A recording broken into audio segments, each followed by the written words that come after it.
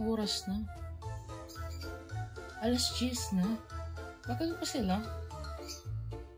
Ay. Text ko nga sila. Guys, saan na kayo? Call time na natin kanina pa lang. Please respond. Kasi may gagawin pa tayong research. Reply. Hello?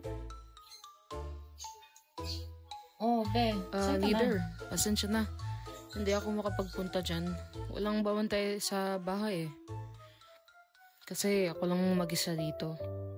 Kailangan ko bang laging mag-isa? Nahihirapan na talaga ako, to be honest. Kung possible na iniwan ito para matulungan kita, ginawa ko na. Pero kailangan talagang alagaan ng bahay. Pasensya na.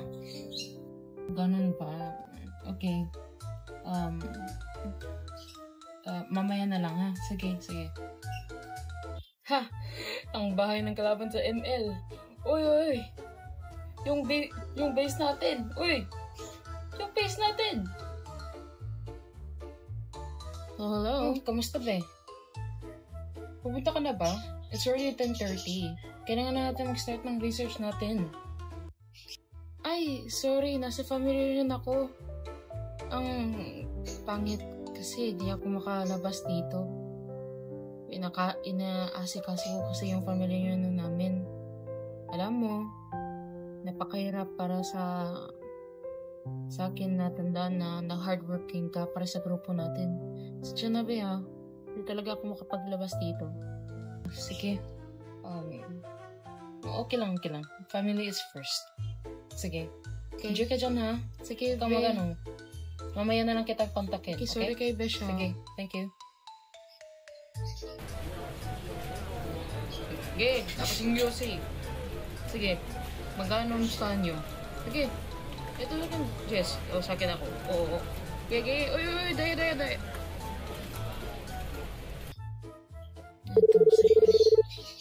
Hello? Hindi.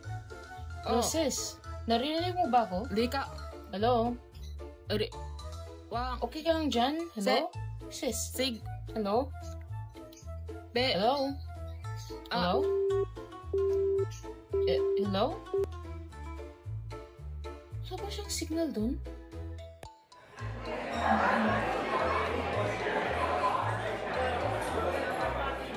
So, ano yung statement of the problem niyo? Yung statement of the problem? Yung Go, leader. problem. Leader, kaya mo yan. Yung- Leader. Anong tanong ni ma'am? Uy, leader, go. Ba't ako na naman?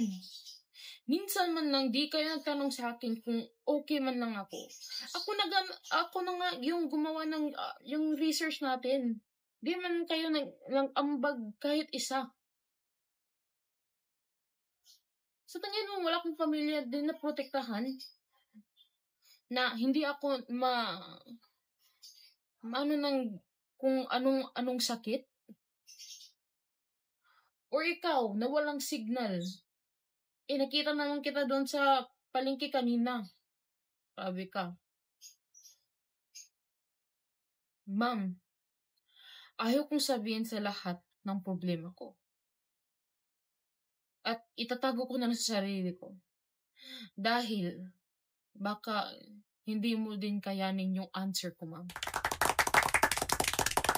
So, revision. Thesis defendant na